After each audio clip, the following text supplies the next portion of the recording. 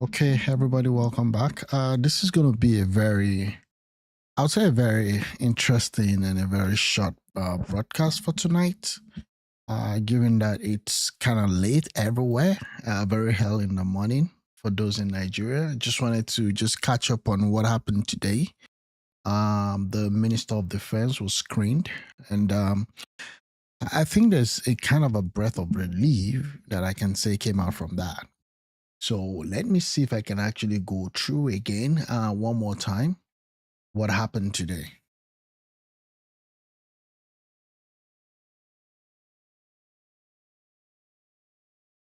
Screen.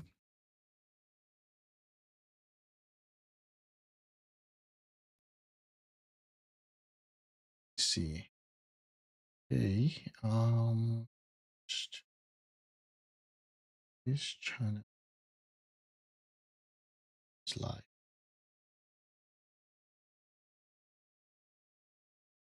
Visible to all. Okay. Yeah, this is fine. Okay, let's go. So these are the highlights, right? I kind of like the final analysis and the final remarks that the new minister gave. So let's start with this one. Ex-CDS Musa, now the minister, because it was confirmed today, advocates for comprehensive national database to combat insecurity. The newly confirmed Minister of Defense, Gen Christopher Musa, while undergoing screening for the position before the Senate, on Wednesday called for a comprehensive national database and tracking of ransom payment to apprehend criminals. There are countries, if we look at first world countries, where are they succeeding? They've been able to put some basic things in place. Okay. Something as simple as a database for all citizens. So I think that's one area that we need to be, so that we can also assist the security forces, and even developmentally, we need to know the number of people in particular areas so that we can know whether we have markets or schools or hospitals in those areas. I think it's important that we must have a comprehensive database, and not the database that immigration will be having, quarantine will be having, police is having something. No, we need a unified one that will be able to carry, so that when you commit a crime, it's easier to track you, it's easier to trace. That aspect that people can easily commit one crime in Sokoto and run to Maiduguri and go and stay, or run to Kano or somewhere, and nobody knows them, makes it a lot easier for them. There are countries where you commit one offense, even your bank account is closed. Your ATM cannot work. Now with ICT, we can do a lot. So I think it's important at this stage for us to start looking at how we can link up all those data together to have a unified one that will assist us. Yeah, so that was one of the things that he did talk about. Let me just see if there are so many other highlights. I think the whole nation is kind of happy that we have, a breath of fresh air. I mean, compared to what we've had before, we've had the Minister of Defense who have been kind of lenient to the banditry and all the problems that we have. So let's see. He's been confirmed now as our defense minister. As we speak, the Nigerian Senate confirmed the 58-year-old Christopher Musa as the new Minister of Defense on Wednesday, following a rigorous 3 to 5 hour screening. Well, they said it was rigorous, but I don't think it was. I mean, we listened to the questions, we listened to some of the things, and most of the questions were given to him to come back. They just want him to come back and give them, number one, who actually ordered the pull out of the military in Kebbi State shortly before the attack. Because that one is really, really important. That was one of the questions. Let me see if I can get that. And that's the senator actually asked that question. Who ordered military out of Kebbi?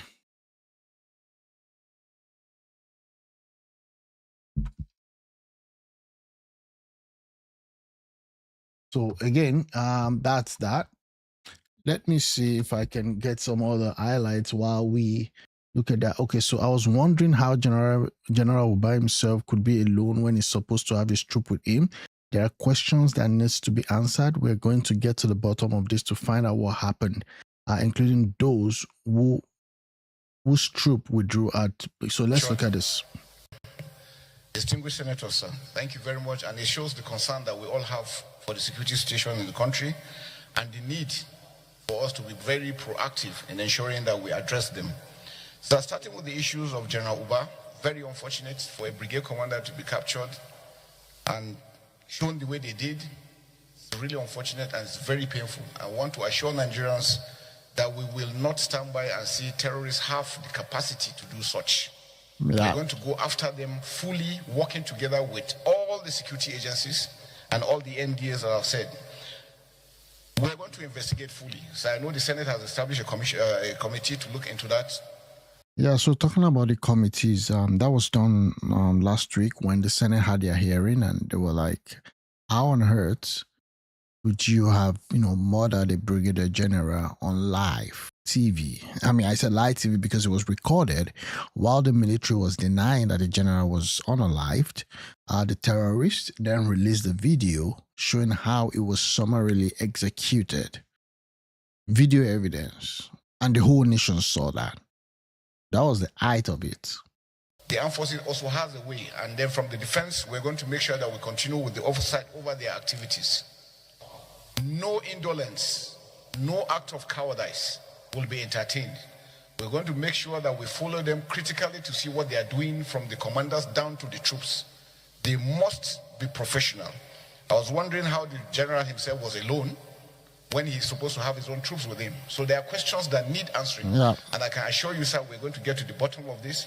We'll find out what happened, who are those involved, including that one for the children at Maga. It is unfortunate that the troops will be there and then will leave and shortly something happened. Yeah, I mean, where's the place of intelligence, right? How would you leave? You left somewhere in the morning and then the bandits came in the evening. Like, come on. That's not a straightforward thing. There's something behind the scene that happened, and everybody wants answers, right? Everybody wants answers to what happened in Kebbi State with respect to those children that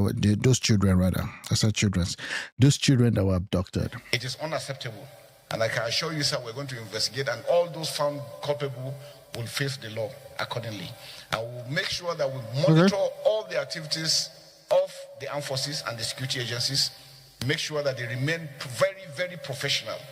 Any information that comes will be treated adequately and make sure that the troops also take action as quickly as possible. But I want to assure Nigerians that, sir, coming on board, having served 39 years all through my career in the armed forces, we have seen what is going on, we have understood what is going on, and we know what we need. Okay. All I'm appealing, sir, is that with your approval, once you come on stream, we're going to come back to you, sir, to show you exactly what we need for us to do better, for us to achieve success. We can win this war, but we must work together. We must get the support. Because I can tell you, not calling members, there are still a lot of gaps within the armed forces that is also mitigating against them, be able to achieve success fully into what we're doing. Yeah, for sure. And like I said, we need the state governors, we need everyone to be on board for us to be able to achieve that. So my assurance is, from day one. Okay, so that was summary. That was a summary, right? That was what we got. What? Okay, this is a US news. I'm not gonna go into that now. Just want to get into, if you negotiate with them, they will never abide by it. It's just a momentary tactics that they do. What they do is they try to buy time, acquire more arms, and then they will come again. And this is what Nigeria has been doing for the past 15 years, just to put it mildly. For the past 15 years, like, I don't even understand in which dictionary you have negotiating with bandits. Because I see issues of kidnapping coming from those areas. Collaboration, sir, is critical. No one individual can do this together. We must work. Sir, it says no to negotiation. There is no negotiation with any criminal. And I think that should be made very, very clear. We are working together. We're going to work together with the NSS office to ensure that states don't adopt such things, because those things compromise security. And to tell those that nobody, if you negotiate with them, they will never abide by it. It's just a moment. When they do that, they want to buy time to buy more arms, and then they were going to come. And we have seen it repeatedly. There are even localities that have done that. They still come after them. Yeah. So, sir, it's a total ban on that, total ban on illegal mining, and all those are. The illegal mining is a big problem in Nigeria. 9 billion lost every year. 9 billion. How much is even the budget? So when there's illegal mining in certain parts of the country, but then you still want the whole country to share from the FAC allocation, then you know there's a problem. And that's it. That's what pisses me off. What does benefit? You can't tell me that there's a 9 billion shortage every year from mining, and you don't know who's in charge, or you don't know what's happening with respect to the resources. I mean, as far as I'm concerned, it's just crazy. Other aspects that are bringing these things together. So I think we must be able to do that. Because there's issues on kidnapping. So that's it again on kidnapping. That's it. The Sahel is eating up. And you can see what they're doing to Mali. We do not want that situation to come to Nigeria. Our borders must be secured and our security forces must be enforced and supported. General Christopher Musa. I learned South Sudan. South Sudan is falling. I learned South Sudan is really, really exploding right now. Yeah, let me see. There's time. Okay. Let me see South Sudan.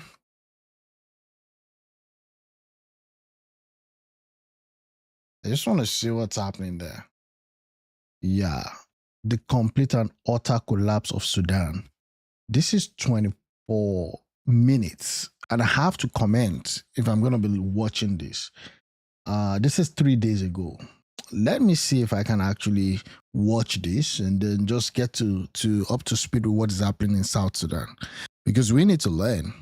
We need to learn, and I'll try and comment as much as I can. Owing to its massive population of over that war, but if there is any truly ignored war on Earth, it's the one going on in Sudan right now. Since 2023, Sudan has been suffering from complete state breakdown, and owing to its massive population of over 50 million people, making the current crisis not just the making of another failed state, but the largest humanitarian crisis on Earth. I must confess that I'm not really, up to speed with what's happening in South Sudan. But that being said, I mean, the whole story about this country, then vis-a-vis what's happening in Israel and Palestinian, and also you have Ukraine and Russia, all of this put together, just shows that once there's a major new war, people forget about the old one. Like, people have literally forgotten about Ukraine and Russia. I mean, it's not as if we don't talk about it, but you can compare the level of coverage to what was happening in 2023 in all those first few years when Vladimir Putin invaded. In 2025, it was the country with the highest number of people facing famine, of internal refugees, and the most mass death. Yeah. Beating out, not to use another cliche, these wars you might be a little more familiar with. Yeah, I just mentioned that, right? Israel, Gaza, and all of those. To fully understand the crisis, you need to understand how Sudan got to this point. But first, let me just try to share how awful Sudan's civil war is in under 6 minutes. Okay, the chain of events started when longtime dictator Omar al-Bashir was ousted after months of popular protests, triggered by economic collapse. Weighing into pressure, the armies called into the capital to defend him instead turned on him in April of 2019.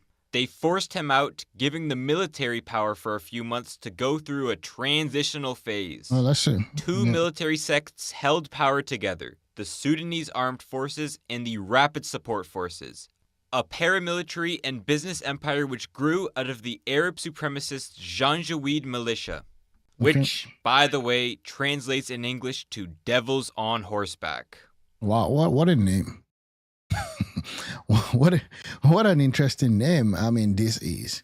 So again, let me see just before going on. Southern Sudan conflict are rooted in decades of tension between predominantly Arab Muslim North and the diverse, mostly Christian and Amish south of Sudan. So again, you've got a religious mix to that. This division led to 2 major civil wars in unified Sudan before South Sudan's independence in 2011. Wow, that's even very recent.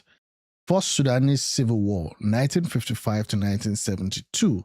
That's sparked by southern fears of marginalization after Sudan's independence from Britain and Egypt in 1956. Okay, it involves southern rebels fighting for autonomy against the northern government. The war ended with the Addis Ababa Agreement, granting southern Sudan regional autonomy. The Second Sudanese Civil War, that was in 1983 to 2005. Bro, if you're giving birth to in 1983, by the time you're 2005, how many years is that? That's like 23, right? Yeah, 22 years. Reignited when the president Gafar Nimeri revoked southern autonomy and imposed Sharia law nationwide. This is what happens. You see that? So the Sudan People's Liberation Movement, led by John Garang, fought for self-determination. This conflict spreads to the Nuban Mountain and Blue Nile region, causing an estimated 2 million deaths from violence, famine, and disease, making it one of Africa's deadliest war. It displaces over 4 million people and also involved widespread atrocity, including slavery and ethnic massacres. The war ended with a comprehensive peace agreement in 2005, brokered by the Intergovernmental Agency on Development and the international partners, which paved the way for the 2011 independence referendum. Nearly 99% of Southern Sudan voted for secession, and South Sudan became the world's newest country July 9, 2011. That's crazy, bro. So these are just like, this would be one of the newest independence country in the world.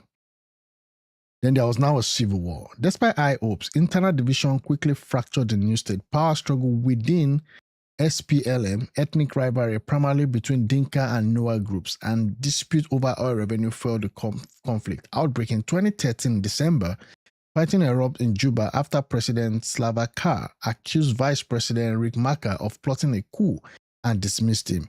Machar denied the allegation and fled to form the Sudan People's Liberation Movement in opposition.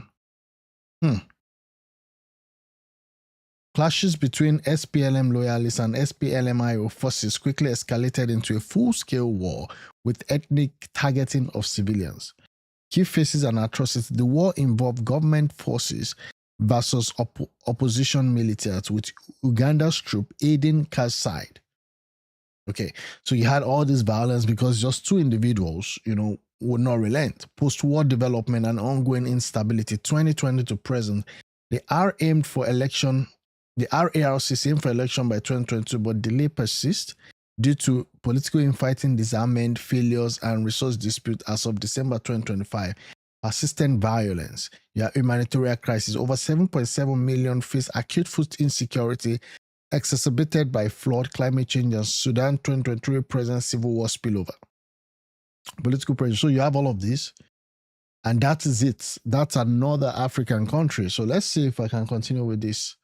The SAF was headed by Abdel al-Burhan, while the RSF was led by General Hamdam Dagalo, better known as Hemedti, also known to al-Bashir as My Protector. His career has been made through helping the Sudanese government crush rebels, controlling Sudan's gold exports, and sucking up to the president. After the transitional government, the two men which ran these militaries, big surprise, vied for control of the country against each other, rapidly degenerating Sudan into a civil war which broke out in April 2023. The main disparity was over the creation of a joint army. Al-Burhan wanted it done by 2 years, while Hemedti wanted it done by 10. Naturally, they started shooting at each other to solve this debate. Now the SAF controls the east, Nile River, and coastline, posturing itself as the true government, while the RSF controls the west, including a region known... So again, I just read that, and I think it's just going to spill over. I saw that it was actually, there's an auto collapse, and of Sudan, and this was just 3 days ago, we just hope, that there will be peace. Again, coming back to Nigeria and what Nigeria faces today. There are internal dissent that needs to be settled and resolved in a very diplomatic way. Else we'll fall the same prey. And that's just it. So again, going back to what happened today with the confirmation of the civil defense guy, he needs to be very, very careful. He needs to watch his back. He needs to watch his back. Okay. Now let's see this. Would you, Musa, I hope you would know the difference between your office now as a minister and your previous office as a defense chief of defense staff. If he doesn't know, you can go and teach him. We have a very, very interesting Senate president in Nigeria. Why the Southwest seems to be doing well, I've covered that. I mean, there's that corroboration. We saw the meetings that they had just this last week, the Southwest, and how everything went. So that's it. What else this guy has to say? This is a 10 minutes video. I'm not sure I'm going to sit down and listen to all of this. When I got, then we sat down. Then he looked at me. He said, "Very dark man." I said, "Sir." He said, "I know you." I said, "Yes, nice to meet you, sir." He said, "Do you know why I brought you here?" I said, "No, sir." He said, "I need your help."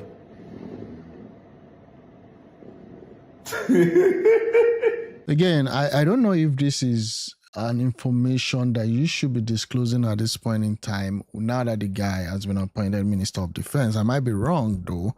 I mean, I'm not going to put it out there, but I might be wrong again.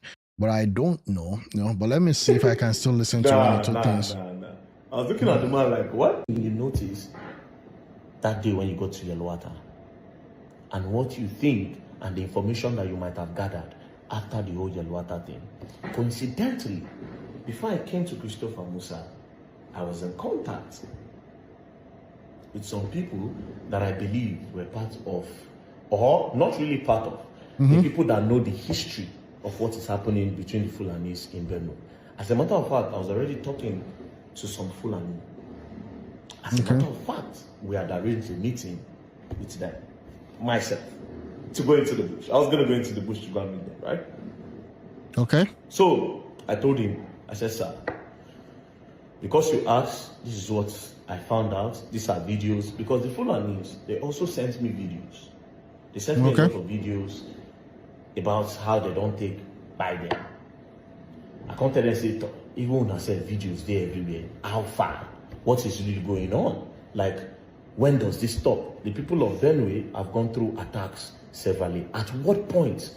This attack has been repeated on the people of Benue. At what point does this stop? Do you need me to come and ask your... Okay, so again, different videos which we can't verify, but there will always be I would say, a ground zero or an event zero where it all began. Okay, and from reports and everywhere, we all know that the genesis of most of this issue, starts with the open grazing stuff, where you have, herders move their herds to different individual farms. Now, how do you solve this? And I was happy last week when they told us that, they're going to phase out the open grazing system. But unfortunately, just while everybody was saying that, thank God, all these cows moving into people's farmlands, that they were not going to have the open grazing stuff, then all of a sudden they said, no, it's not going to be immediate. It's going to be phased. They're going to talk about it. They're going to move to the ranching system. And I'm like, every other person involved in agriculture, especially in other part of the country, does not go to the government to get space to rear maybe your poultry or your piggeries or your pen for your pigs and all that. So why is it that this set of people need to be given a special level of care? You've got to evolve. We don't produce nearly as close as dairy products that is being produced in other climes. How are they doing it? Why should you have your cows or your herds move around the whole country into people's faces? You have them, you actually at times you even take them on roads. I mean, and the whole world is talking about AI.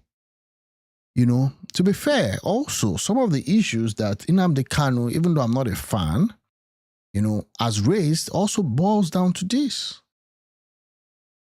So again, we can go back and forth with, we have so many videos, these people did this and then we did that, and then that's why we're killing on relentlessly, we're killing them, in a very, very, vicious manner. No, there is nothing, again, that justifies you taking the life of another fellow human, no matter what. God, what is happening? Is he willing to speak? They said he's willing to speak. Told me. I said, okay, no problem. I'm going to come. Give me a location. He said they can't give me a location like that. But when I'm ready, they'll tell me how to come. Now, guess why these people spoke to me? They told me one thing. They said, you very dark man, we talk to you because you don't collect money. That was when I knew that integrity had brought me far. Okay. They said they were willing to speak to me because I don't collect money.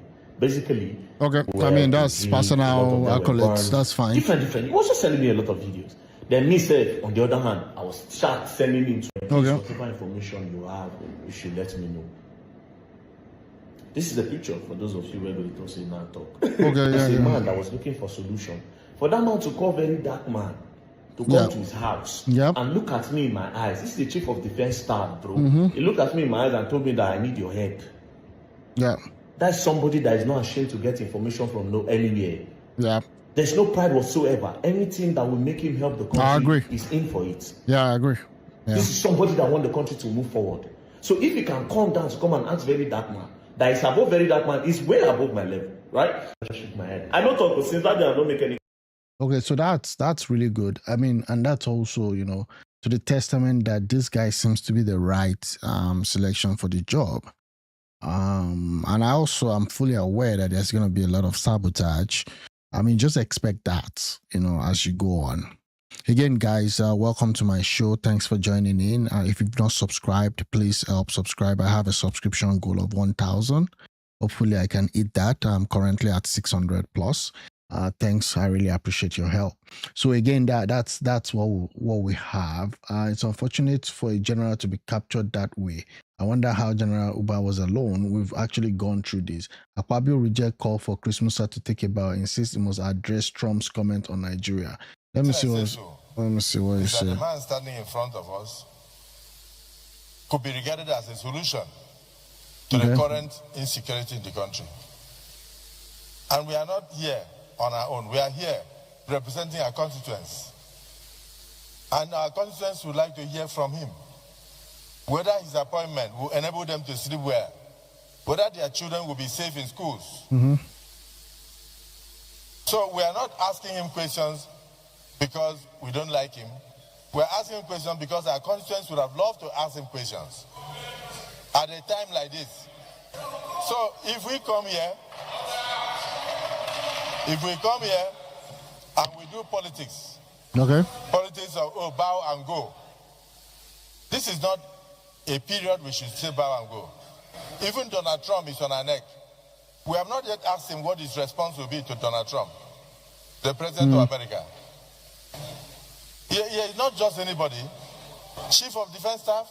Yeah, even they're not paying tax. Hi, Josiah. They're making money more than every other Nigerians. Are you talking about the bandits or talking about the senators? I mean, what's the difference? Just kidding. Okay. A minister of defense of a country, and you stand up and say you should take a bow and go, with so many questions on the mouth of Nigerians, with over 200 Nigerian children in the bush, kidnapped and being tortured.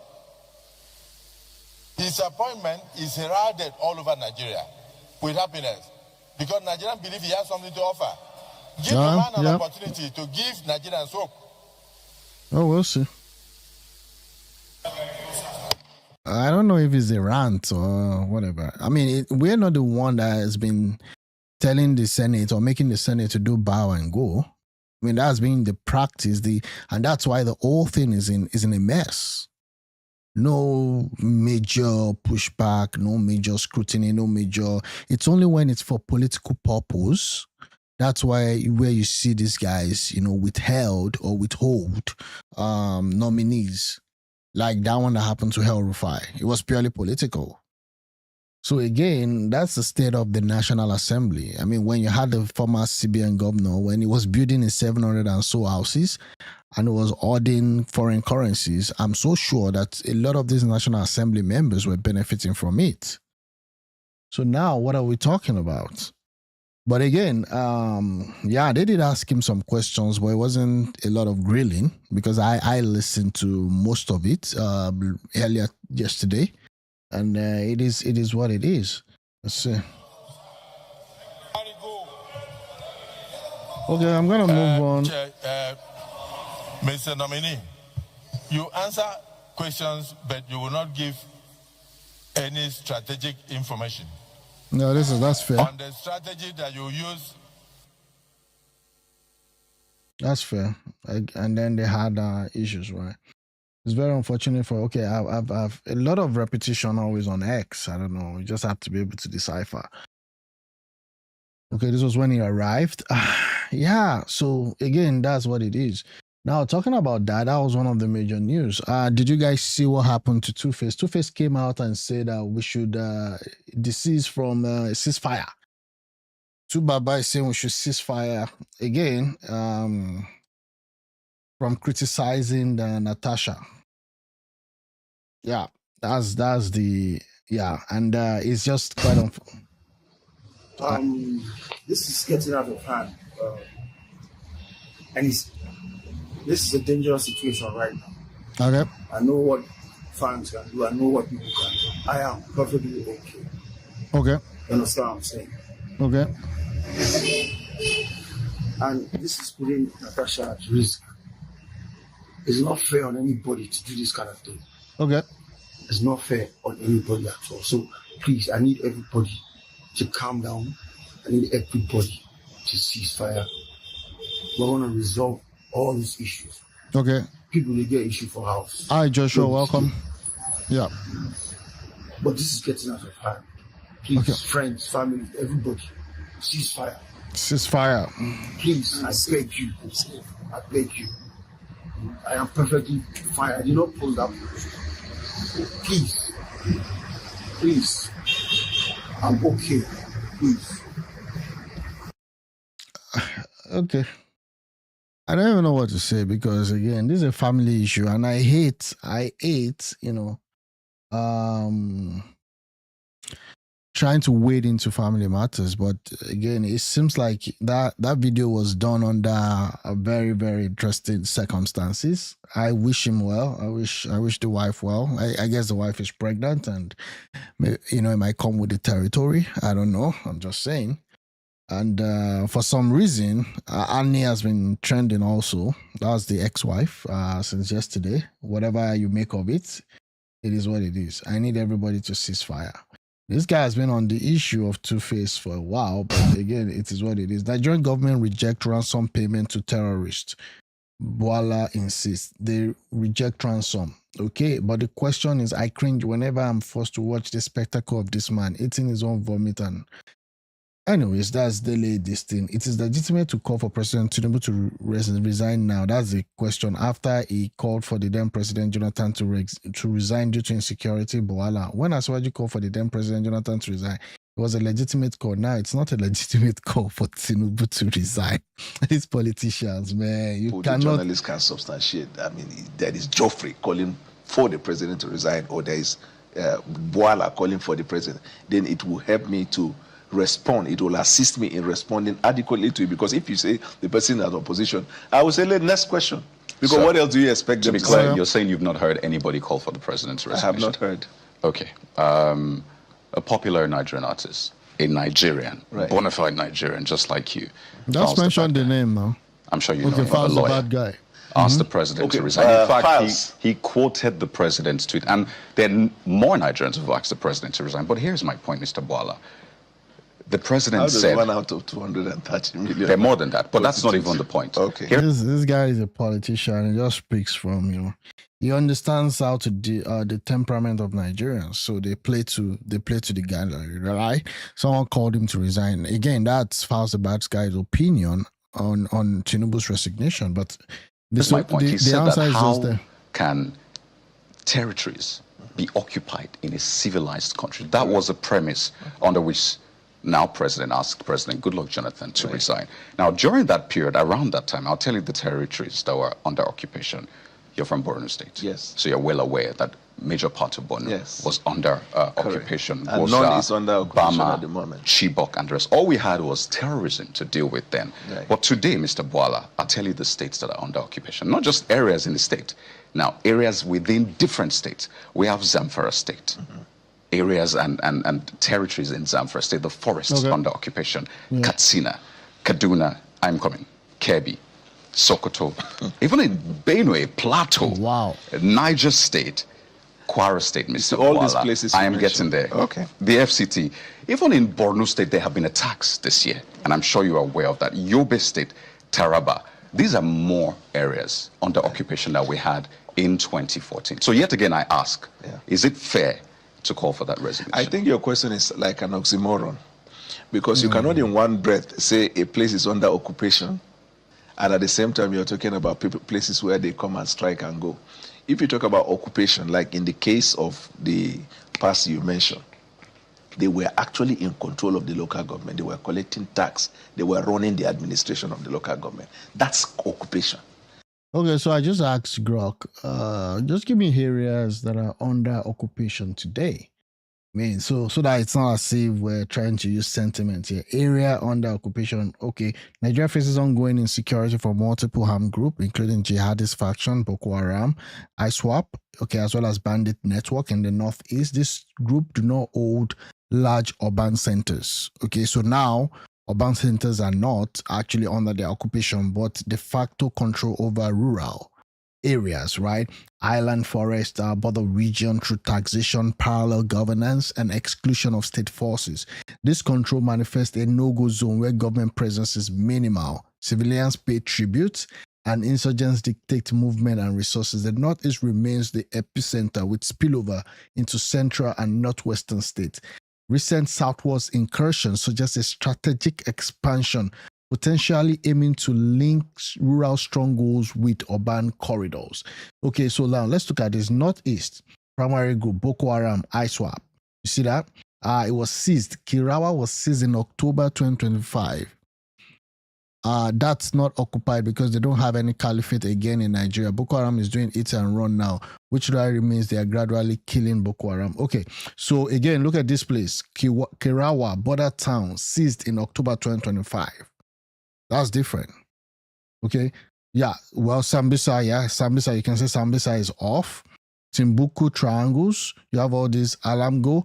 Yeah. So JS controls remote borders, villages, and forest enclave. Now it's been cited that a lot of these remote borders and villages, you have them there.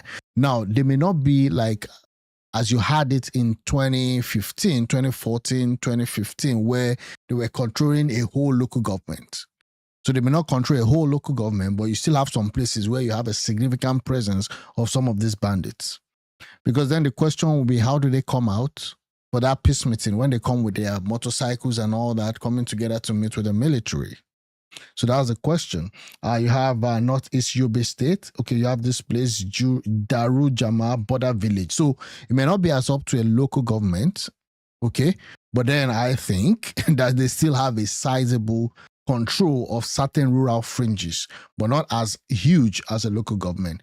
Escalated daily attacks in 2025. Let me see. The government is on track. I'm 100% confident. You can see some of the top northerners are not comfortable. Yeah, I agree on the new appointment of the, what's it called again today, of the Minister of Defense.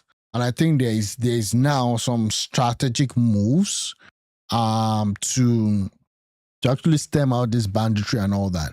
And again, yeah, the top northerners are not comfortable. I agree with that also. And that's why I'm hoping that the Minister of Defense would watch his back, because one of the things I mentioned early this morning is that there's an high likelihood there will be a lot of sabotage as we move on. I know people are happy, which, I mean, they all have the right to be happy. This is one good news, from all the bad stuff we've had in quick succession for the past few weeks. So I'm happy. I even also mentioned about the market. The market seems to be doing well now. This is not an investment advice, but the market seems to be doing very well now following the appointment of the Minister of Defense. And again, there's been pressure also from the United States, following the tweet. I mean, there's been a lot of hearings held at the Congress. There's also the meeting with Ribadu and what's it called? Pete Hegseth, that's the Secretary of the Department of War. So we'll see what happens. Yeah, again, that's that. But I also understand what Bwala is saying, because 2014, 2015 was more like a big mess. When people come and attack and go, it cannot be classified as occupation under any description, right? But I'll proceed further to answer the question of whether the president should resign or not. You see, being confronted with a problem is not a problem. When you lack solution to solving a problem, then you have a problem. Because in life, there is no part of this planet where there are no security situations. I was telling my guys in BBC, I said the crime rate in the United States is more than the crime rate in Nigeria. And when I said that in Arise, my friend Charles Anagolo said, but the difference is that in Nigeria, it is the case of homicide or be dead. In the other one, I said, but criminal, crime are prosecuted in court. So whether it is death penalty or you go to prison and stay for 1 week, it is crime. Now, in England, they are calling for Keir Starmer to resign. People in a democratic society have a right to say what they say. But the next thing is, you back it up. If you believe when you are calling for the president to resign, it's a legit call, then begin the process. Otherwise, it will be laziness on the part of government to be concerned about individuals exercising right of expression. So was it legit then to ask President Goodluck Jonathan to resign? And I will tell you the distinction. So was it legit then? No, I will solve the problem of this question. It's a yes or no question, Mr. Bwala. I'm coming now. Cambia. Okay, so again, that's another thing. I don't know where it gets the statistics from. But again, this is what I'm getting from, let me see if I can get a source. Okay, so Nigeria 15.75, 6.81, and then UK is 1.15. Violent crime, okay, around 1,000, you have 380, and then 2-3. So if you look at violent crime, I think the UK is worse, okay, compared to Nigeria. When you look at homicide rates, the UK fared better compared to Nigeria. So again, poverty crime rate, Nigeria, okay, UK kind of on the same level, and then the United States is fares better. So I'm just putting this out there just to also compare. But again, there are some things that you also have to note, right? We are facing also somewhat a little bit special issue. I'm not a fan of Keir Starmer. Keir Starmer is the UK Prime Minister, because I also understand that UK is facing its own challenges. In the days of Jonathan, they didn't have an idea of the solution. Why did I say that? They were in denial about the fact that there were Chibok girls kidnapped. No, Asiwaju Bola Tinubu then asked him to resign in November. Yes, so what I'm saying, months after the abduction. In fact, at that time, they had mercenaries who were clearing out those areas. And I'm sure you're from Borno State, so you're aware of this thing. Yes. So it's different. But do you get what I'm saying? So first, I'm saying you're calling was it legitimate for him to call, or was it fair for him to call for him to Yes, resign? when the president then, as Asiwaju Bola Tinubu called for the resignation, it was a legit call. Why? So is it legit? Is it legit now? There cannot be a good conversation without giving the right of answer. I thought you answered. You said it was legit. I have not. And so again, I don't know why they're expecting him to answer. This guy's a spokesman for Tinubu. No matter how bad or how good the government of Tinubu is, this guy has to say something good about Tinubu. That's just his job. Okay, that's his job, and he has to just say no matter what. That's what he's getting paid for. So again, you can argue for or against depending on where things fall. On this note, I think Buhala might be very right. As at that time in what are you saying, a country where a brigadier general was killed under our watch. Come guys, let's stop deceiving ourselves so that we can move forward. Yeah, I'm not against what I can tell you that the president Tinubu is likely the worst president that Nigeria has ever had. Oh, are you talking about Buhala? Yeah, it's his job to defend his master because that's what he gets paid to. Okay, so again, that's that about that. Yeah, of recent. So if you look at what has happened in the last few months, it's been the worst. And what I've been saying over here is this, that, I've been screaming on the top of my lung, especially when the president came out to talk about him being a Muslim and the wife being a Christian. I was like, that's you, that's the president. That has nothing to do with these other people, that their intent is just to actually rain terror on people. That's what they're called, terrorists. Okay. And I told him then, and I said then on my show that, this is a very, very, like, I would say, if you look at that mindset, that these people that are doing this havoc actually don't care about the profession of your wife or the faith of your wife. They just want to unleash mayhem on people. And again, where we are right now, let's see what the Minister of Defense does. At least that's what we have. That's one good news that has come out for the past 3, 4, 5, 6, weeks. And at some point, you gotta be tired of covering this, this bad news. Hopefully, things work out well. Let's see what happens. I live in the US is right. Okay, the US crime rate is way more than Niger. If some Nigerians watch the local news of most states in the US, they will understand better the difference is consequences. Yeah, again, I would agree with that technically. Okay, with respect to the US crime rate. I mean, in Chicago on a weekend, you can have as much as 60 people being gunned down. Crime, different stuff, and all of those. And just because you have also it's just what it is, especially in the urban area. I would agree well with that. If you go to some more rural area, I think it's more level-headed. You shouldn't have so much crime rate. So again, it depends on how how you project things. But what we've seen in Nigeria in the past few weeks has been really, really been bad. Hopefully we come out of that, and we come out of that well. So this is what you see, too many Nigerian politicians going on Arise TV. The fire is their nightmare. Well, let me see if this, I don't know if this happened today, but let me just see based on what they said. Okay. But let's go straight to it. No, before we go straight to the point, this introduction and the soundbite is stale. It's a long time that this was released, and after which I granted interview in different programs of this TV station. Okay. So, Boala, let me go. Let me go to asking the questions. And the truth is, it's not based on stale. I would deliberately play that clip because you came in with a bang and you said you're a presidential spokesman.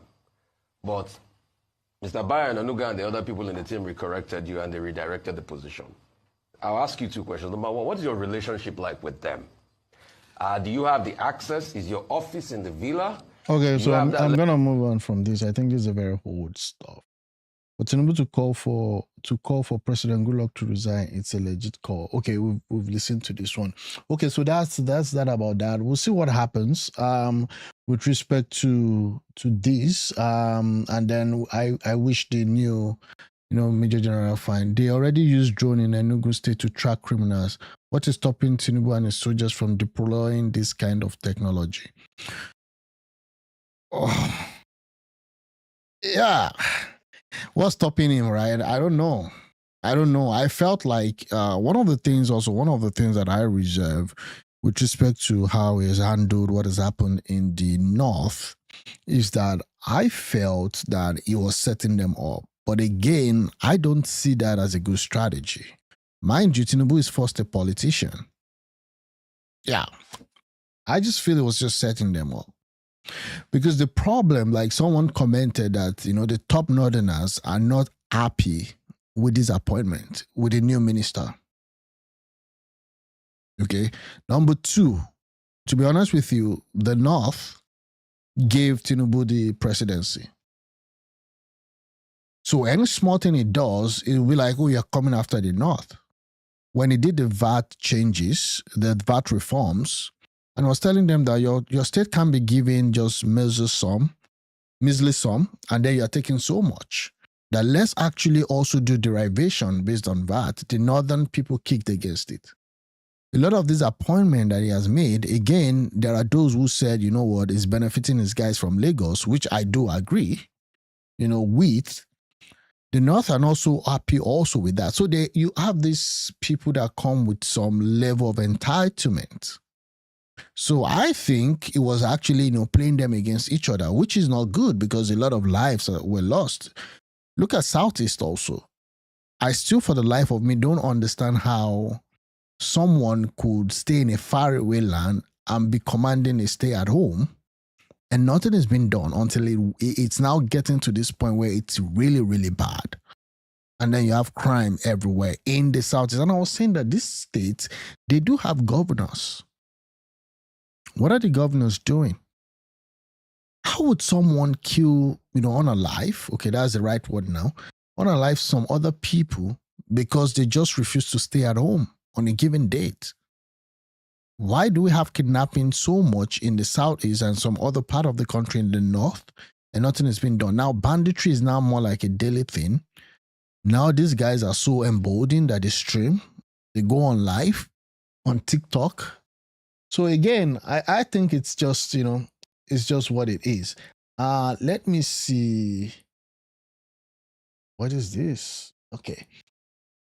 I'm going to move on. Let me see. I think I do have some bookmarks here. Let me see if there's anything I want to talk about that I might have missed. A Nigerian soldier breaks down the salary of soldiers. This is really terrible, and you won't believe this. Yeah, I learned these guys are not paid well. These guys are not paid well, and it's quite ridiculous. Okay, this is Two-Face. Yeah, I've seen a lot of this today. Most African media outfits are owned by oligarchs who use them for personal gain, not accountability. Say. Okay, let me look at this. Because, well, listen, I mean, it's important to start with the why. Why am I so focused on seeing this enhancement? Because it's not that it isn't happening, but we need to step it up, right? It's because, I was at CNN for 13 and a half years, which was an amazing chapter in my life. But you see how a lot of the news we get about Africa is shaped through a Western lens. It is moderated, it is formulated via Western perceptions and biases. And from being on the inside, it created a great amount of tension and at some points pain for me to see that, because the only way that Western narrative is able to stand is because it doesn't have a counter force to balance it out or to challenge it, because here on the continent, in too many countries, our media is owned by oligarchs or individuals who are using the media for their own personal gains and not necessarily dedicated to using media for what it should be. I mean, yeah, it's rich. I'm saying that, Arise TV is owned by an oligarch too, right? It's owned by a billionaire, and the billionaire has made Rufai and every other person a millionaire, right? In good sum of money. So again, yeah, that's right. I think it's true. People are blaming Daddy Freeze, that Daddy Freeze threw Two-Face under the bus. I don't know if that's right. But today we saw the video of Two-Baba being arrested in London, right? Today we saw that video. Then today again, Daddy Freeze invited Two-Face to join his live stream. I don't know the kind of relationship Daddy Freeze have with Two-Face, but I'll be. Daddy Freeze has been around for a while, so he's tagging Daddy Freeze as a betrayer and Two-Face as innocent, and then Natasha hated for loving. Okay. Daddy Freeze no try. Now Daddy Freeze, now you throw your guy under the bus. You basically throw your guy under the bus. Let's assume that the Freeze is as close as he claimed with you, Baba. Yeah, so again, I don't think, I don't necessarily agree with that. And for them to have accepted to do the live again, I don't know why. Because when they went on live, you could hear them arguing and saying that, you have to show both of us and all of that. And it's like the guy slapped, the wife slapped Two-Face. Are you going to tell us that you don't know that your guy is going through one or two? Let's assume that you don't know that your guy is not telling you. Maybe you guys are not that close. Okay.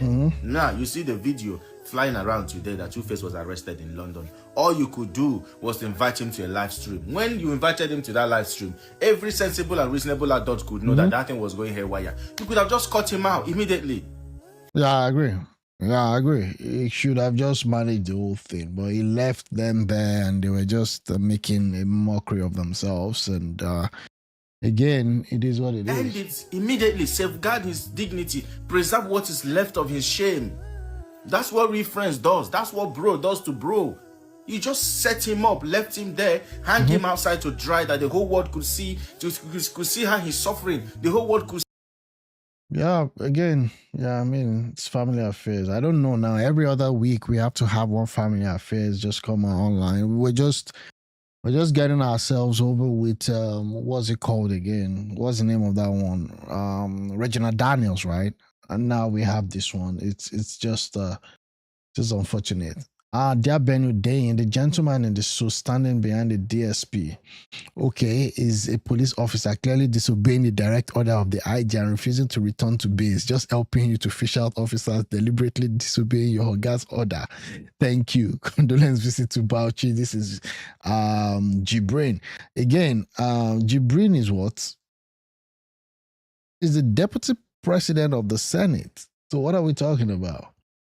Yeah, I mean, you're still gonna have security outfits. Security protocols for those ones. Really, to be honest. Yeah, that's fine. Okay, let me see if there's anything. My dear compatriot, we have told Nigerian that we are stripping down this particular Terminal 1 Lagos in Lagos, filmed by this traveler for total reconstruction. So there's no shocking expose here. I'm rather happy that it took a foreign traveler to make our case more acceptable, that we need to totally rebuild that terminal, which is our major gateway. However, if the traveler had exited through Terminal 2, recently built by the Chinese firm CCCC, this Chinese firm CCCC has made a lot of money, man, from Nigeria. You know, from Lekki construction to all of those major construction. Now they're bringing them in. They're now operating at the federal level. It would have discovered that it is actually better and well maintained more than the other foreign airports, which it was doing a comparative analysis. As to harassment, we acknowledge that there has been previous complaint about this, and we've been working with other agents at airport to curb this behavior. However, it would have been helpful if particular officers who perpetrated this were called out or secretly framed by the traveler, since it was also secretly framing other dilapidated infrastructure, so we can mete out adequate punishment. Okay, so again, let me see. It's just a 1 minute video. But this is not good publicity. We appreciate the effort, but the airport and the staff must do better. Our airport is our identity. People passing through should have good things to say about it. Anyways, it is what it is. Natasha is bad for business. I've entered Baba and Natasha's bedroom and I saw things that I'm not supposed to see. Yeah, I think I saw this yesterday. I'm not going to see that again. You stole Baba from Hani. You're a home wrecker. And now you have destroyed Baba's career and publicly messed up his image with your bad character. Baba just went from frying pan into fire. Lady reacts to Two-Face and Natasha's fight. Let me see. You stole someone's husband. I don't want to use the term stole because why they go steal, man? Are you a child? Like, you be item what they Sorry, how come the new defense minister does not know how the terrorists are financed when everybody knows? He was asking how they are financed. Yeah, that's a very good question here. But honestly, I agree with you. But again, I think that the level of intelligence in Nigeria is very poor. Very, very poor. Very, very poor. And I mean, there's no mincing of word about that. A lot of these things is not even just about sending men to the field. If people are moving cash, if people are moving stuff all around the world, if these people are getting sophisticated weapon, of course there is a supplier. There is a dark market for that. There might be a black market for that too. So again, yeah, I do agree with you. Okay, now that they're telling soldiers, okay, let me see if I'm gonna watch this. Let me see. Before a man would be snatched or stolen, you don't give the woman access to steal you. Because now what you allow, now they can't do you anything way they want to do you. Okay. So I want to use stolen in this context because I have something I'm about to say. You stole this man. This man had his beautiful family. He had his shortcomings. How do you know he stole him? She stole him rather. How do you know? He's imperfect. I mean, he's not perfect. He had his flaws and everything. We all saw it on social media, but this woman loved him. She loved him from when she was a teenager. This man legit made a song for this woman that trended worldwide. Yeah, African Queen, right? You never sing any song for you. Yeah, African Queen, yeah, we know. Yeah, let's see.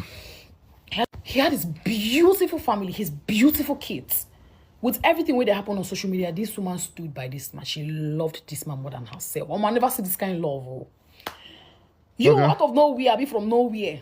You came into that and you stole this man. Because that man not be himself. The man where we know, where they carry himself, where that legend that we know, that is not him. Okay? Yeah. So you can't steal this man finish. You don't even allow the stealing marinates. You don't go marry him. Because nobody man marry you. Now you marry him. Now by first marriage, but it's all good. It's all. Again, people just talk as if they're in the same family with this guy. Whatever happened, again, it's life, right? I don't know. It's life. I'm not gonna call one person out because I don't know what's really happening behind the scene. I don't know what's happening behind the scene. So, but again, I think that whatever it is, whoever is a two-faced friend, you've got to just help him, right? I mean, this is the time when his real friends, not the ones calling him out on live TV, real friends will just come out. That's just it, and help him because he doesn't seem to be there from what I see, and I wouldn't say more than. All right. You can't come out to the man.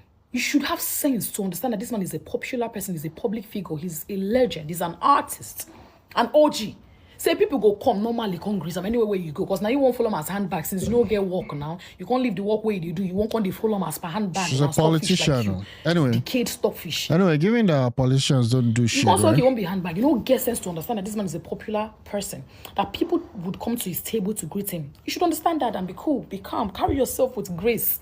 For you to snatch a man, you should have that strength and this. Yeah, you must love yourself first before anyone or you has to be. Yeah, I agree. Stamina to stand any obstacles and trials and tribulations. But you're scared to say what you do another woman, say they go do them to you. Yeah, so again, I learned that the whole story around this whole thing was because like people just come and greet the star Two-Face, and then before you know it, the star forgets that he's actually moving with someone else, and then Natasha is just off. And so that's what you actually signed in for. When you marry a celeb, okay, you have to understand that, okay, whatever happens in your house, is under your control. Whatever happens outside, when he's with fans and all that, and you could see, like, for real, these celebrities also, it's a pity. Like, at times they cannot live a normal life that a normal person like myself live, right?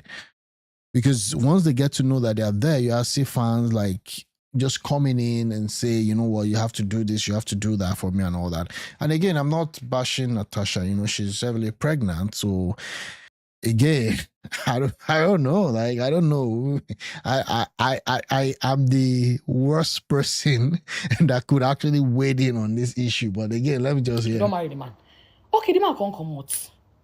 I see why I know when I small why they listen to his song. This African Queen, yeah. So we won't come club, the man did there.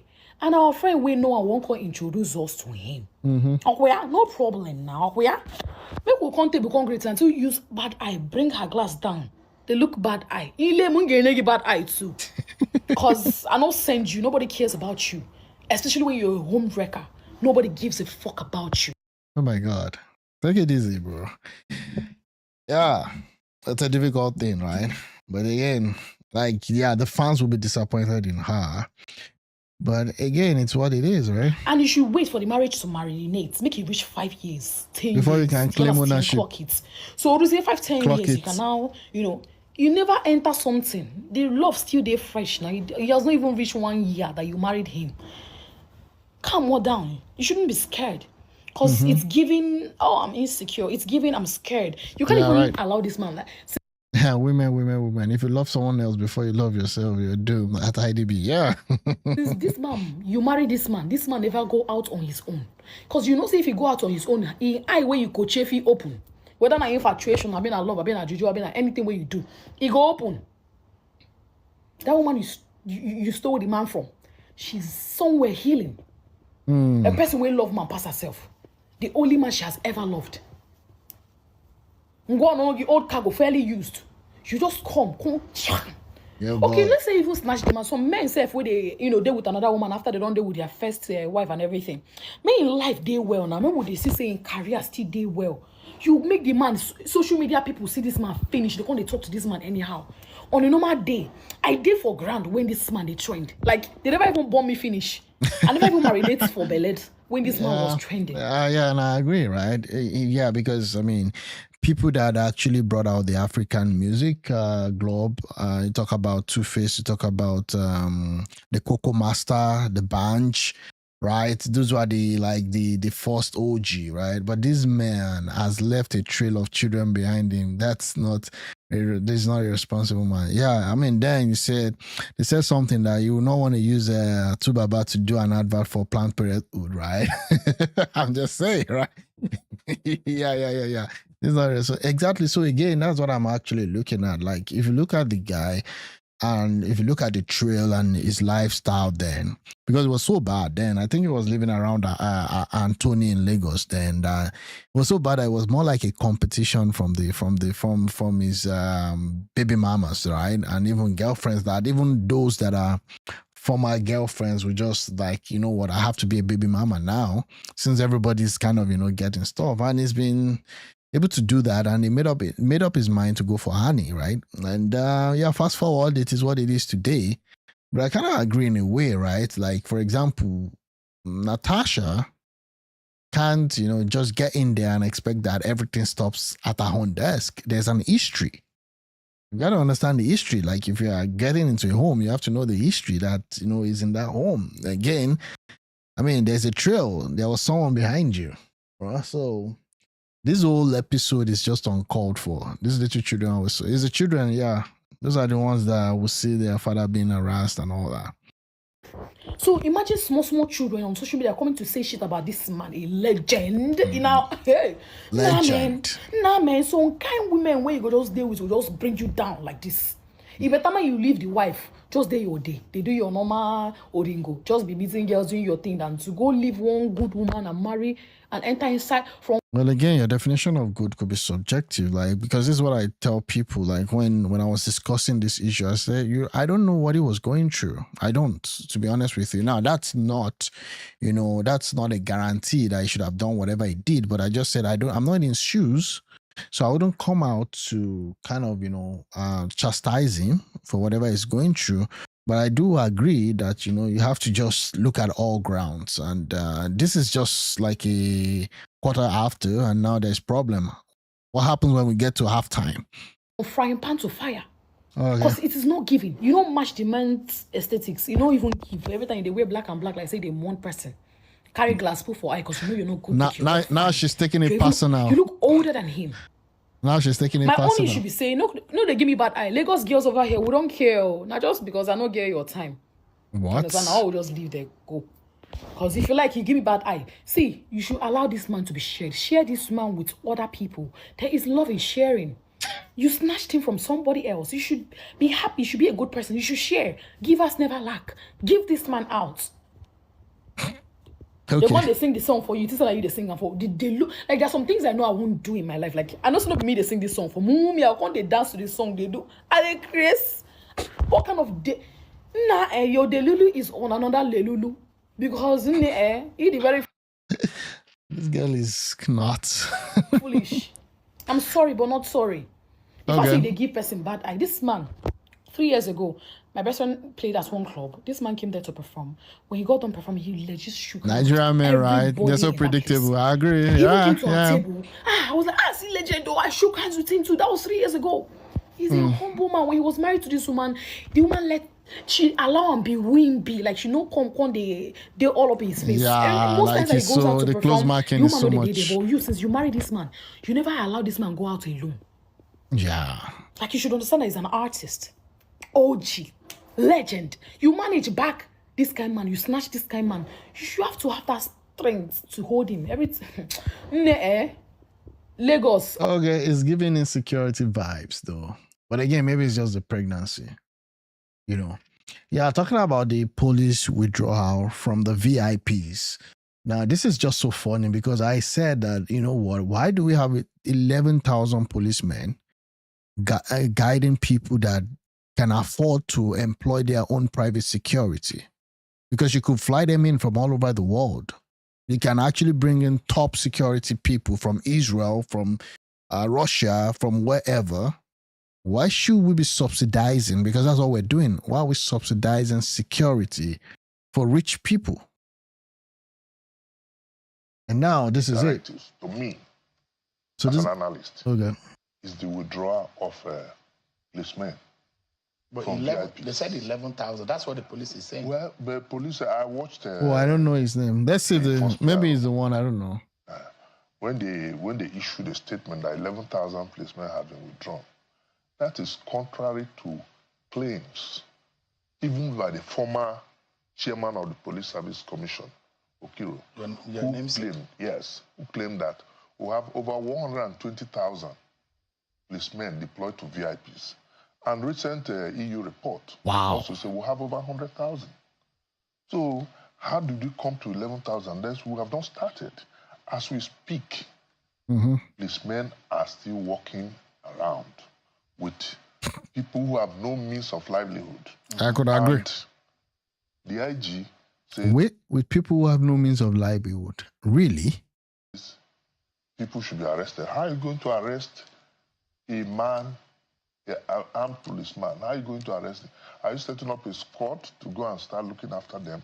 Or you raise alarm when you see? All right. So, no, but that doesn't make sense. How do you arrest a policeman? The policeman is actually a staff of the Nigerian police force. So you should know where your policemen are at every point in time. So what is it with this arresting of someone that has a policeman as one of his protocol? That doesn't make sense at all. It's a difficult situation for the police, and police is going to be under pressure. NSCDC does not have the capacity. NSCDC does not have the capacity. For whatever reason, I never even believe in that NSDC, CDC, and again, the Legion or something. I don't know. Maybe Amotekun can also get some revenue from that. But it's just funny. They don't have. They don't even have the numbers. They don't have the numbers. I think they've started carrying guns now. How are we going to do this? Yeah. And their statutory function is to provide security for critical infrastructure, and that means you also have to train them for VIP protection. All right. So it's a very dicey situation. Yeah. Thanks so much. Yeah. So again, I don't know. Whatever it is, they should take all those policemen out. Why are Nigerians so easily fooled? When it was announced that President Bola Ahmed Tinubu would ban, so the PDP or the ADC, I'm even confused with this Atiku's party. The ADC has now said that no, that the banning of police force is against Atiku because they want to expose Atiku to harm. I'm like, what are they even talking about? Let's see. On behalf of the Atiku family,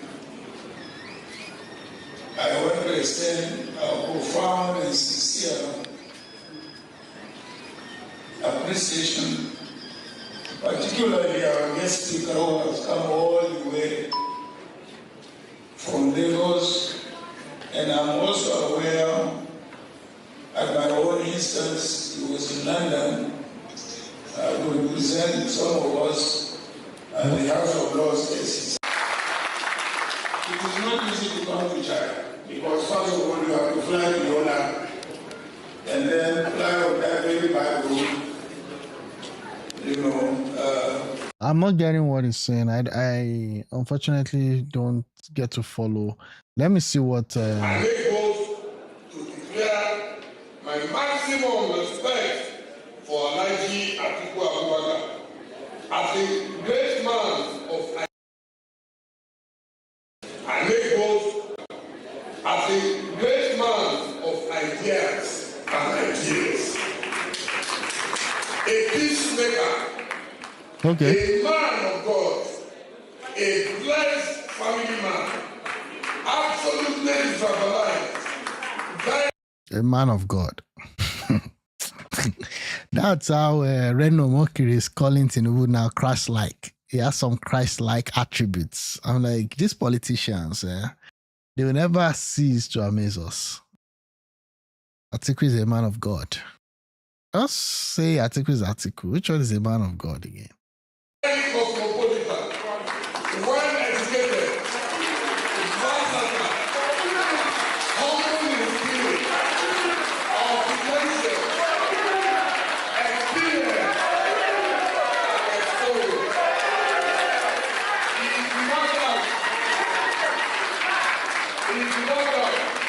man of diversity and destiny. May Allah preserve him for the benefit of all of us. Because in the days of tribulations, each was run to the elders of the house.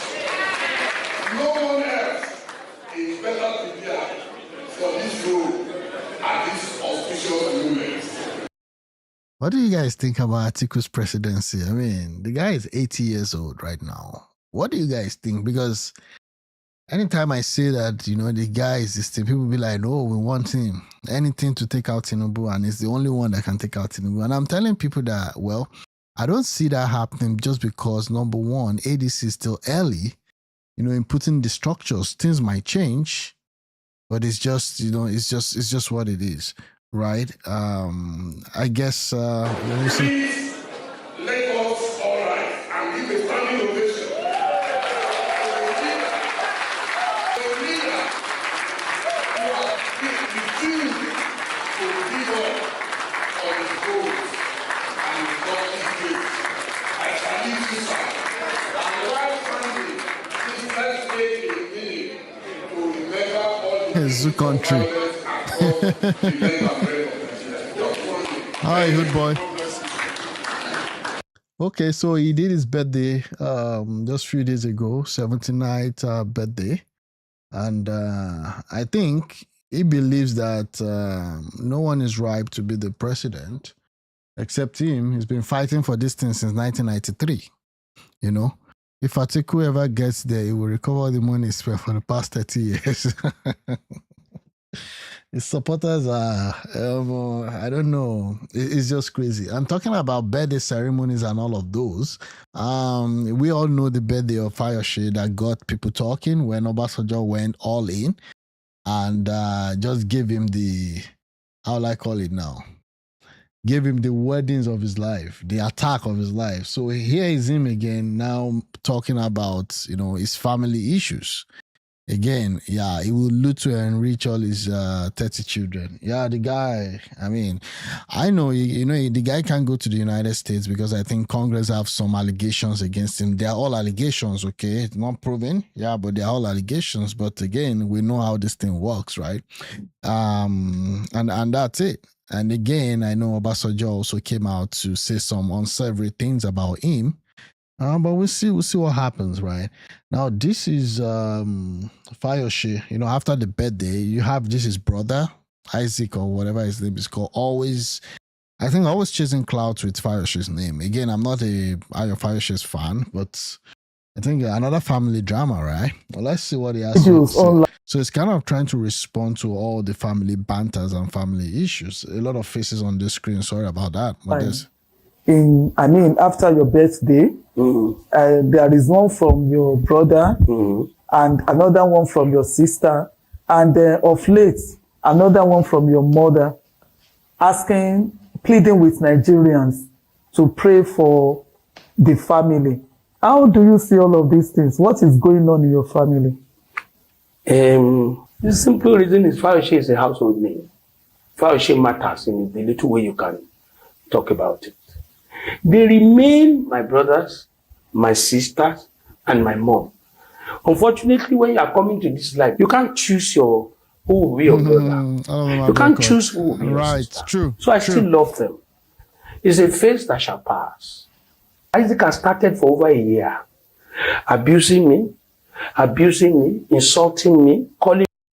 Yeah, again, this guy, I know he's trying to be like an activist. I don't even know. I mean, just a few days ago, I saw his video online crying and singing about Ijoba Orun, Leri Onigbagbo, and I'm like, yeah, I don't even know. That family is just quite interesting from head to toe. Like the grandma also came out doing video. Grandma. I mean, that's the mother, actually. Yeah, so the mother came out doing a very old woman, right? And then this guy just chases clouds with his brother's name. Yeah, all the politicians, yeah, they have record in the US. They see them. They see all the monies. They see all the thing. But America let Atiku in while running for president. Oh, really? Did they? Names? That's fine. That is fine. I don't have to get angry about that. The lessons ought to be learned has been learned. You understand? But I remember vividly, we're very close. We went to Rwanda, we went to South Africa together to go and see my mom. I took him with me. We came back together peacefully. So, where all this will be coming from, I don't know. But let me make this clarification. My younger sister and myself, we were together with my mom in South Africa a few months back, looking after her. They all were appreciating my little effort, loving me for what I did. So, when you have these issues, silence is good. And silence is the best. But let me draw a line here. There are two types of family. That is the truth. The first family is you, your wife, and your children. That is your family. Everyone outside that reach is an extended family. Yeah. Isaac has wives, or wife has children. That is his family. I have wife and children. That is my family. So people mixing these things up are doing the wrong thing. At 65, how can a man of 52 still be dragging me? At 65, or their various ages, my sister happens to be the last born of the family. So they are all supposed to be engaged, more engaged with their family. Yeah, I saw that. Yeah, article was, it went October 2022 before the presidency. Yeah, I can see it paid lobbyists, right? With serious money for one single entry. Yeah, they would have just said, step this thing down so that we don't embarrass the country in a way. I mean, it's all about diplomacy, right? Also, the same thing with the Chicago case, right? The certificate issue, the 460,000 forfeiture, and all of those too. I guess there are always arrangement, or they just keep it and use it whenever they want. So in case he becomes president tomorrow, they have something, to hold on him, and like, you have to do, what we want you to do, like that. America will take anybody's money. Yeah, I do agree. Yeah, talking about Fayose, I just don't think, no matter how good this guy always tries to portray himself, fighting for the just of the common man, I just feel like it's more of a show. I'll put it that way. And also the same thing too. I mean, Fayose too is also good. It's also good when it comes to show.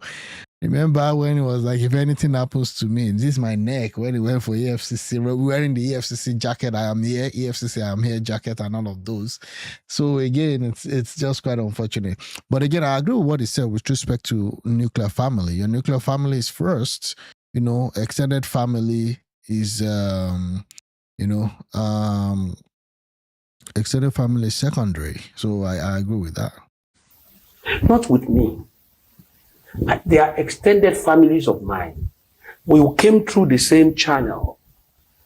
And today, we have all chosen a path for our new families. The only joint we have is our mother. That is the only area I was pained that my mother had to go and do video. Understand? But it's still excusable because she's a 86-year-old woman. Yeah. The Bible says that honor your father and your mother so that your days will be long. If I don't love my mother, if I don't honor my mother, then my days will not be long. So I love my mom. And I shall continue to love her. There was a time I called my mom and I said, Mom, when you pass, where do you want to be buried? Okay, fair How enough. do we do and give you the last respect? Yeah, I think they are. Like, to me, I just feel like Ayo Fayose actually was the one that brought out that household name. They might have been well to do at some point, but I think he just, he just had to like ride on that name. And this is a guy, and try to like use that to trend and kind of form himself as an activist, which I don't even understand the whole story, the whole fight. Is just quite unfortunate. What are the things to be done? Sibling says, I want to kill their mother. That's amazing. That's the kind of thing I face. Yes, that is how they understand it. And the reason why I was asking her, how do you want? For me, I just told everybody, when I pass, This is how I want things to be. It's a wish. But if I say my mother, why don't you say this so that there will be no controversy, there will be no issue, especially with the challenges I'm having with my sibling. It's unfortunate. Lastly, when Governor Yebanji was contesting, I said that's the person that can win election. My younger brother was contesting. He said I did not support him. I'm very wicked. I'm useless. I'm this. Because I did not support my brother. It's okay. I've chosen who I want to support. I don't have apologies. There are Yeah, I agree. Like it was just too much. Like you go out every day talking about your brother is selfish, is this and that, and I'm like, fine. You may not like him. He's a politician, and you have your right not to like him, as as an individual. But when he's your brother, I mean, I don't know, man. It's just crazy, and I feel like it's just what it is. Yeah, let me clear this chat. I don't understand. Let's see what happens. And that's it. Okay. So just moving on. What is this? There's an hierarchy, and whoever gave the order to withdraw troops in Kebbi needs to be fished out. I think this thing is becoming a major discourse right now. Somebody in the hierarchy gave that order. The lack of action by the government and military authority gives the impression to the public that there's collusion somewhere. And if there's a collusion, who is safe? Senator Barry. It's so straightforward that you don't even need to think about it. Yeah. I mean, that was what I was why do we need to argue about this? There's exactly. a commander there. There's like you said, the hierarchy is there. Fishing out that person is the easiest thing in the world. Because what it connotes that a lack of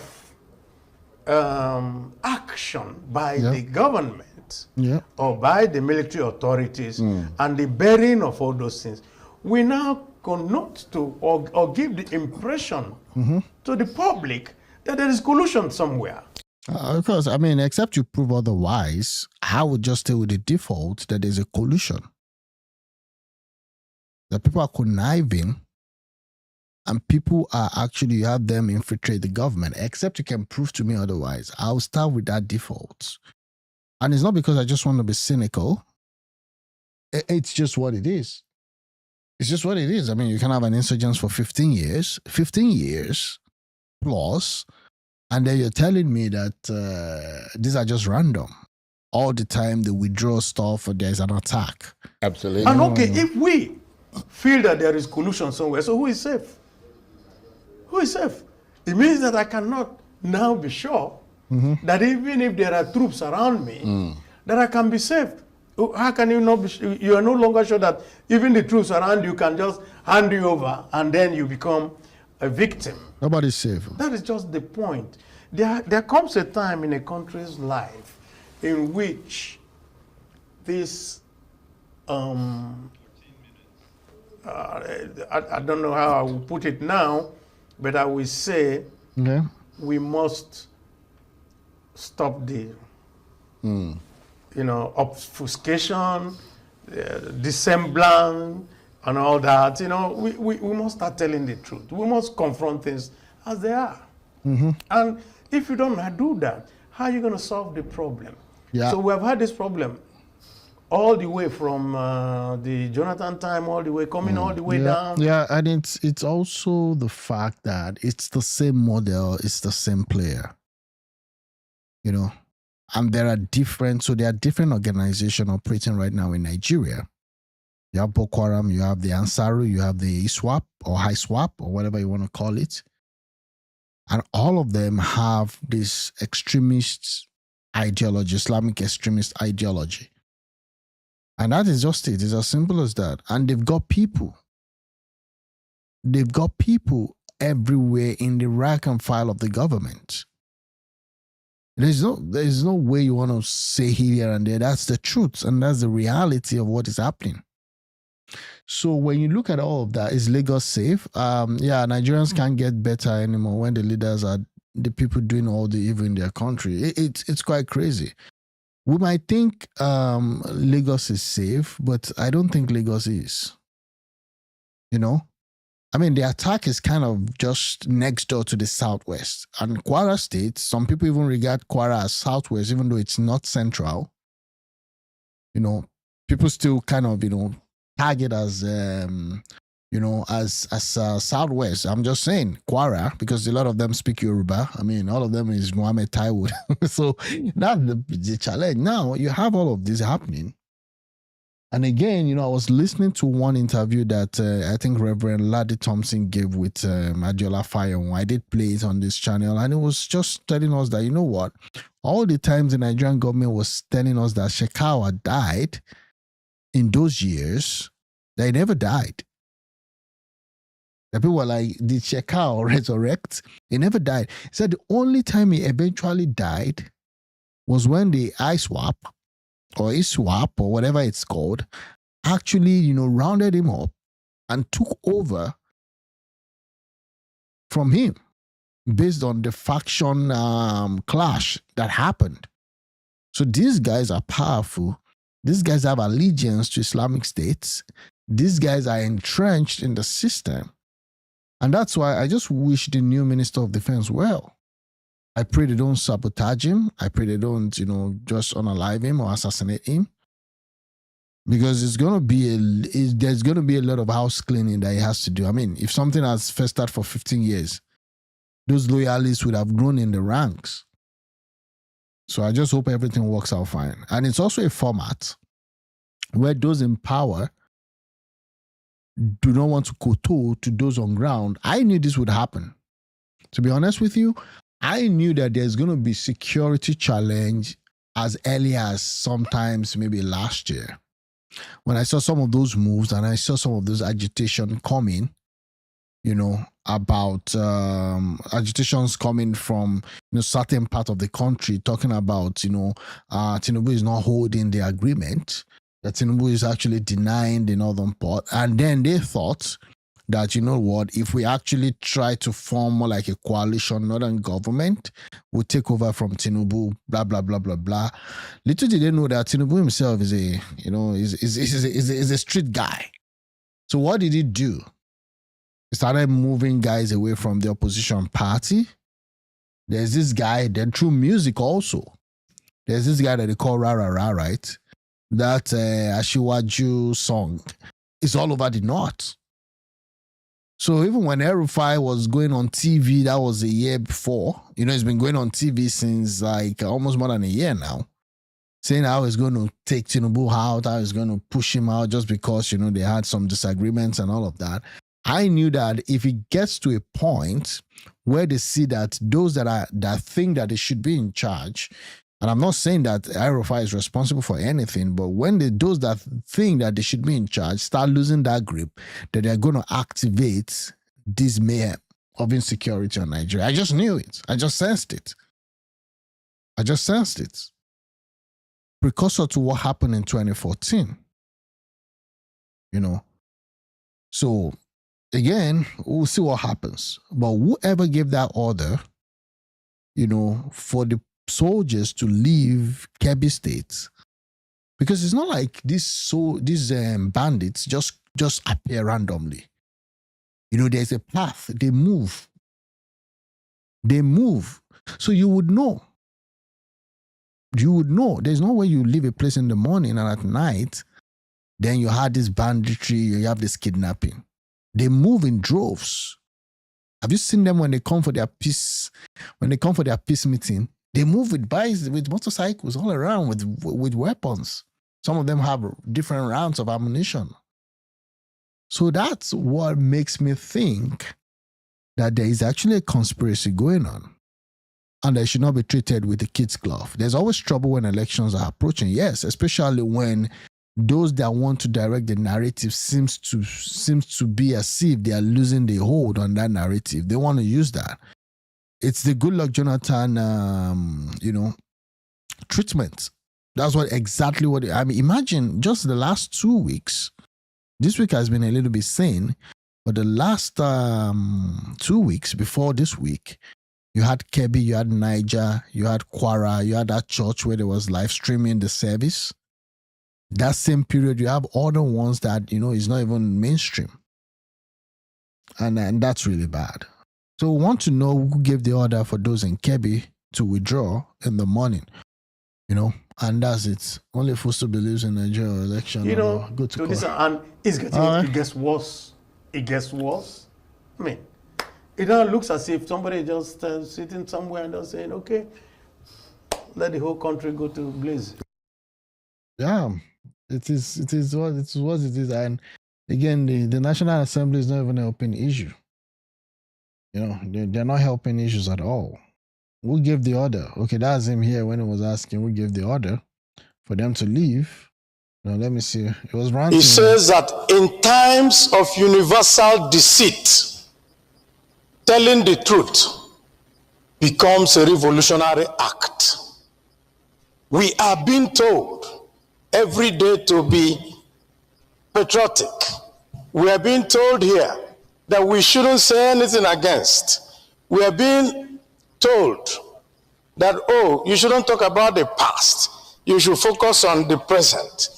Yet, on this floor, rather than focus on what we're supposed to talk about, we go back to say, during 2015, the Chibok girls happened, and we are now rescuing people. People were not rescued at that time. During Chibok, 17 local governments in Katsina were not having palace with bandits. People in Kebbi were not leaving all the rural areas and coming to only the urban areas to stay. People in Niger were not being kidnapped. So why do we need to? At any time we need to talk about the present issues of today. We go back to start to look for excuse for our failures of today. I only want to say, let us do the right thing. We're not blaming this government for what they are finding itself, but it is the government in power, and they should do the right thing. Right. What are the right things? Okay. We take only one example. The governor of Kebbi said that somebody ordered troops out and people were kidnapped. Till today, nobody in Nigeria knows what happened, and no question has been asked. And we are sitting down here as a parliament, and we turn and we talk. Yet, somebody is responsible. If I'm the commander-in-chief, I will call the army commander in that place and the head of the army and say, if you don't get me the head of this person who withdrew the troops to put all these children in jeopardy, then you make an example of him. That is how a country is run. A country is not run on pacification. A country is run on confronting issues. I rest my case. Okay, so that was it. We gave the order. Anyway, Mr. President is so this is the new. This Tinubu distributes new e-locks, all my bosses to state for 2027 campaign amid swearing insecurity. So again, this is where we are, man. Whoa. Okay.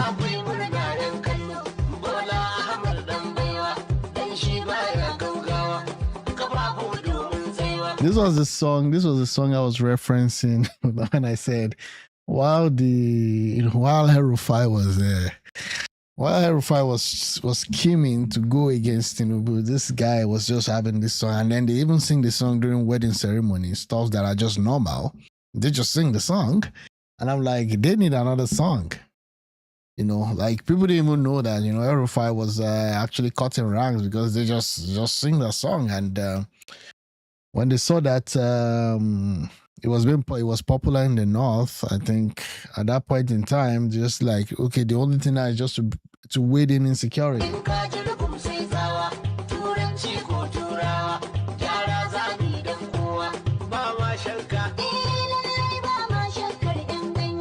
So these are the bosses and all that. You see that? While we're talking about security and all of that, They're moving on. They're moving on, looking at the next election, looking at the next, next big thing, 2027. They don't care less, about you people. And that's the reality. Across board, all of them. That's it. Look at that. Look at that.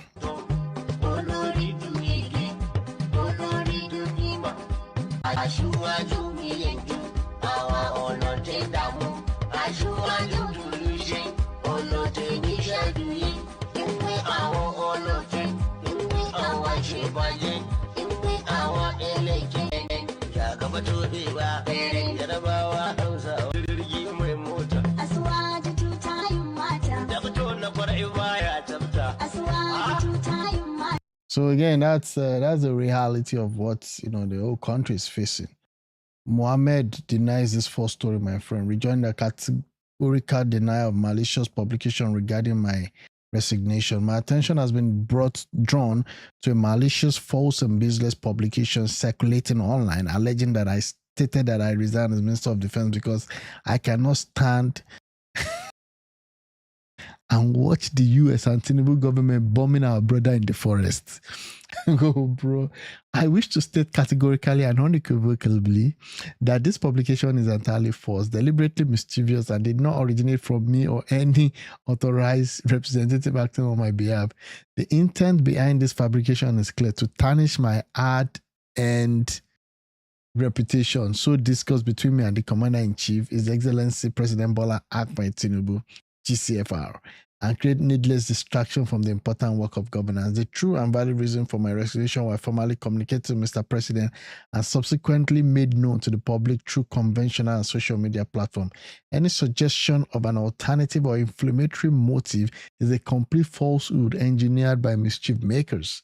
I wish to assure President Tinubu, the leadership of APC, and the people of Nigeria that I remain firmly committed to the peace, security, and stability of our nation. My loyalty to the President and unwavering support for the renewed hope agenda remains intact. I also reaffirm my full dedication to the continued success of our great party, the APC, at all levels, particularly as we approach the 2027 election. So this guy, Badaru, right? He's saying that, I'm not saying that I'm having a problem with the president because of they will start to bomb our brothers in the forest or whatever. I guess this whole statement looks more like an application for an ambassadorial position, given that that's what is really happening now. Yeah, and that's it. Natasha Osawuru, this is Two-Face wife. Wasn't a pusher side before Tubaba married her. This was a protest at INEC office after the announcement of Edo gubernatorial election result. Okay, that's fine. Okay. Okay. In a world where noise travels faster than truth, I want to take a moment to speak about the woman I know, the woman I love, and the woman I cherish, my wife, Layla. What happened to Regina, bro? She's a woman whose quiet strength continues to amaze me every single day.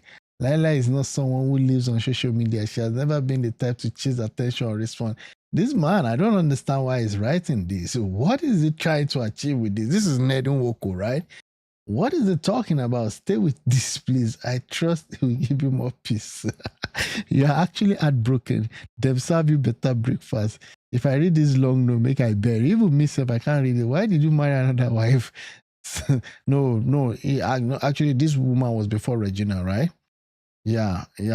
Long story because Regina don't leave you. I don't even know why he would go on social media to write that. Okay, breaking news. Nigeria need to come together and use fighter jet to save our legend Tubaba from his husband. Sorry, wife. Wow, this is nuts, bro. What is she talking about? We guys go use speed, pick Tubaba. We see fighter jets. If you get jets, bring her come. If you get boats, bring her come. Timaya Baba, I your Porsche, we go need her. KC. This is quite interesting. Let's see. We go need them. Baba, we they can't save you. We are coming to save you for your husband, for your wife, from where you stay. Baba. Okay, yeah, that's good. Richie. Yeah, I've seen on TikTok. Okay, that's fine. I've seen this one. Yeah, he has called everyone to ceasefire. The Trump administration has officially altered all many. Okay, so again, guys, are you aware that Trump is not taking it easy. He's not taking it easy with immigrants from Africa and all the third world country. I don't even know why they call it. Anyway, it's third world country. The Trump administration has officially altered all immigration and naturalization from 19 third world countries. Nigeria is not part of the list, so that's actually good. Effective immediately, this memorandum directs U.S. Citizenship and Immigration Services personnel to place a hold on all forms 19589, application for asylum and for withholding of removal, regardless of the alien country of nationality, pending a comprehensive review. Place a hold on pending benefits requests for aliens from countries listed in Presidential Proclamation 949, restricting the entry of foreign nationals to protect the United States from foreign terrorists and other national security and public safety threats, pending a comprehensive review. Conduct a comprehensive review of approved benefit requests for aliens from countries listed in that same stuff who entered the United States on or after January 2021. This is not good. This is not good. And maybe good for America, but this is not good. Now, this is crazy. Now, the reason why he's doing this was because of the attack that happened in Washington, D.C. just last week, where one, I don't know, radicalized individual went to open fire on 2 National Guard agents and unalived them. And Trump did snap. He snapped a lot as a result of that. So he's banning a lot of all these countries from seeking asylum in the United States. Okay, so yeah, watched all this, looked at all this. Starting on July 4, okay, yeah, I've seen this one. Did you guys hear about the 1,000 that is going to every American born on the 4th of July? And that will be in a trust or more like an investment account. These are the kind of things we should be doing in Nigeria, but it is what it is. Okay.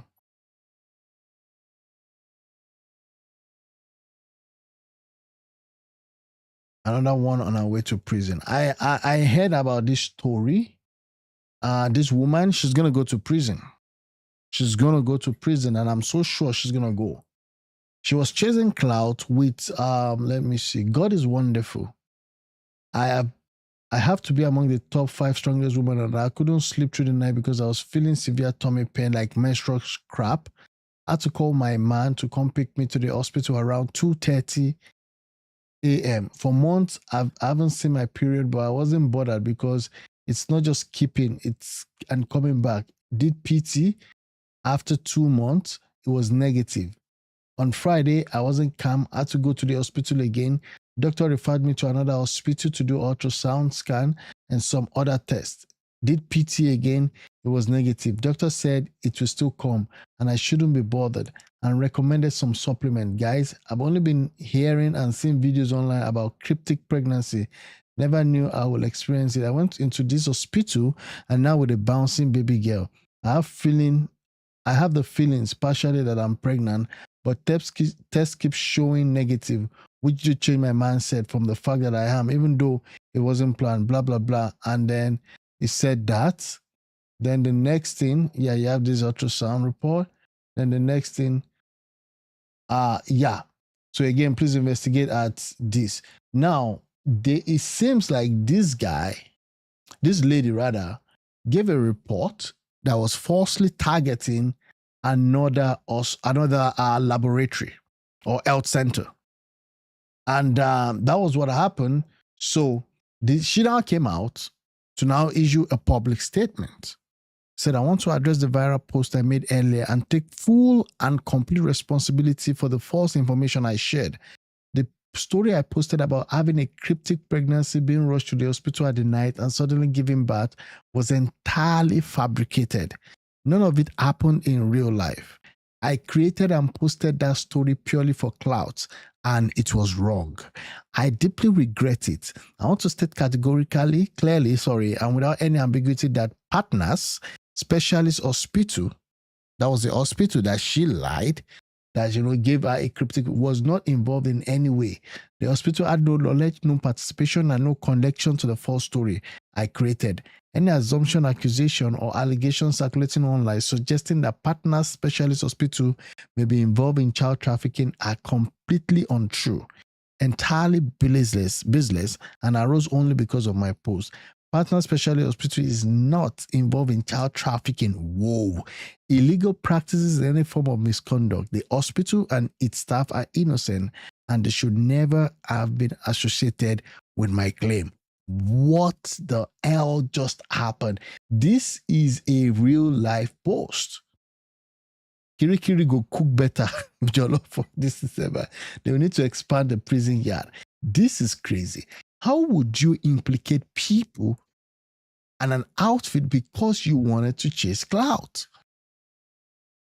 And I want to know what's the update? Any update on this? Because this is crazy.